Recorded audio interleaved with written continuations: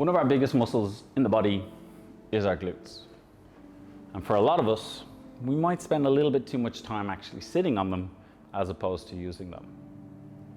In these exercises, they're going to specifically require your glute to fire up, which will also build strength in the glutes and really focus on improving range of motion.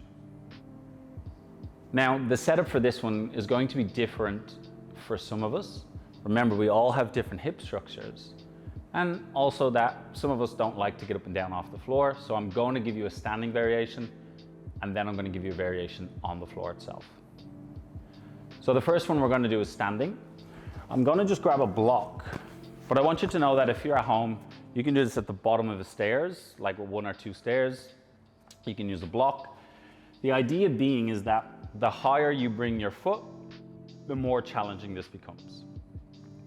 You can also use, here's the stall bars, but you could also use a table or a door frame to give you a little bit of assistance if you find your balance may or may not be affected by this. All I want you to do is to bring your leg up onto the block. I'm going to try and keep this standing leg as straight as possible. I'll hold onto this for a little bit of assistance.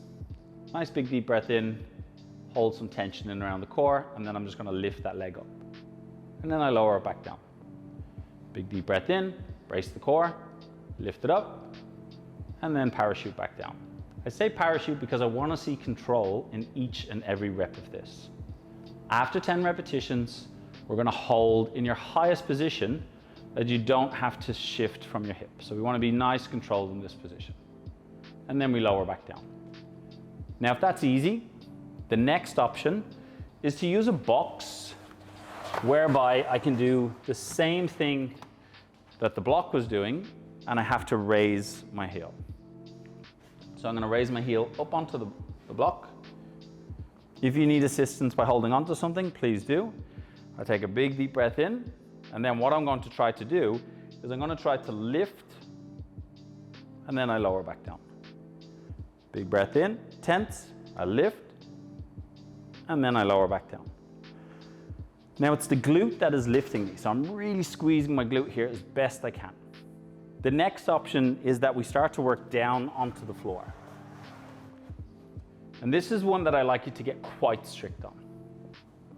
So what I want you to do is I'm going to bring my leg out to the side, like so. I'm going to set up my right hand in front of my right knee, and then I bring my left hand underneath my left shoulder. I'm trying to minimize how much I sway to the side to lift the leg. I'm trying not to bend this arm, and I'm trying to maximize the level of tension I create on the outside of my leg, specifically in that glute, to lift the leg. So big breath in, push through the floor, and lift. And then I lower back down. Big breath in, push the floor, lift, and then I lower back down. If that's easy, what you can do is start to shift your heel away from you. The left hand starts to work out to the side, so now I can't really push from this side.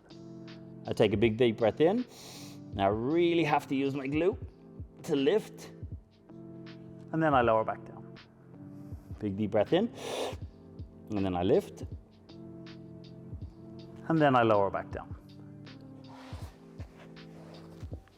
Definitely recommend working in that rep range of 10 with that 10-second hold at the end, just so you get a really good feeling of that end range, or at least as close to your end range.